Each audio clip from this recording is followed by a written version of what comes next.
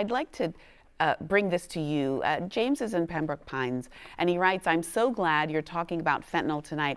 I lost a good friend who wasn't an addict, but took a pill at a party we were at, and it wound up being fentanyl and killed him. Are there any obvious signs that something you're offered is fentanyl or has fentanyl in it? Thanks, Carly. Back in the day when this first got started, I could take a look at some of the pressed pills and tell you they were pressed. They didn't look right. They had impurities in them. They didn't look like what comes out of the pharmacy. Those days are gone. I can't tell the difference anymore. So never rely on sight. I would never rely on source. You have no idea where it came from, and a lot of times the person who has it probably doesn't have an idea either. The best thing we have to arm ourselves with this is fentanyl test strips. And I'll be interested to see what my colleagues' opinion on fentanyl test strips are, but they can be controversial, and they can also, they also have their downside with, in the drug using community. But I think fentanyl test strips, Carla, are really the best tool that we have, unless my colleagues know of something different. Thank you so much for that. And Dr. Miller, I want to address Maria's email to you. She's in West Palm Beach, and Maria writes, thank you for playing that video. I feel like I've lost my ability to control my cravings, and it really was bothering me, but I feel like it may be out of my control. What can I do? It's a tough one right now.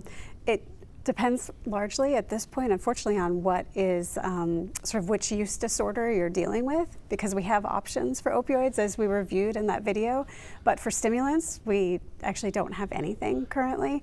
In fact, deaths from opioids dropped this past year, finally, but they increased for stimulants like methamphetamine and cocaine. So we've got a big problem.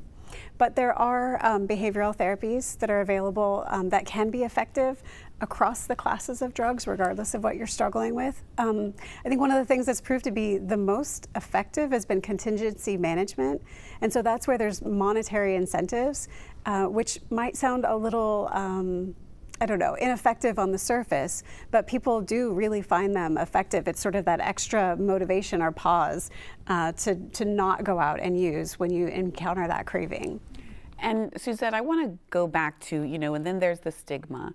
How do we get people to overcome the stigma associated with treating their addiction?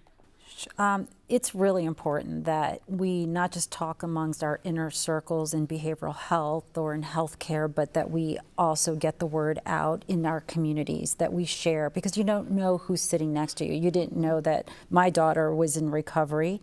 You don't know, it's across cultures, it's across religions, it's across socioeconomic status, it's across all in our society. And so it's very important that we look at it as more of a conversation. We talked about having naloxone in education and how to use it as a first aid mechanism. This should be also part of that education.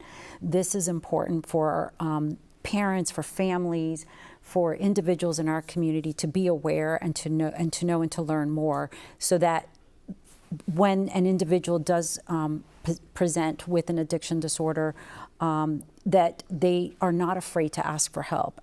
Asking for help is the hardest thing that anyone can ask for, and especially when you have ego, when you have pride, and when you add that stigma.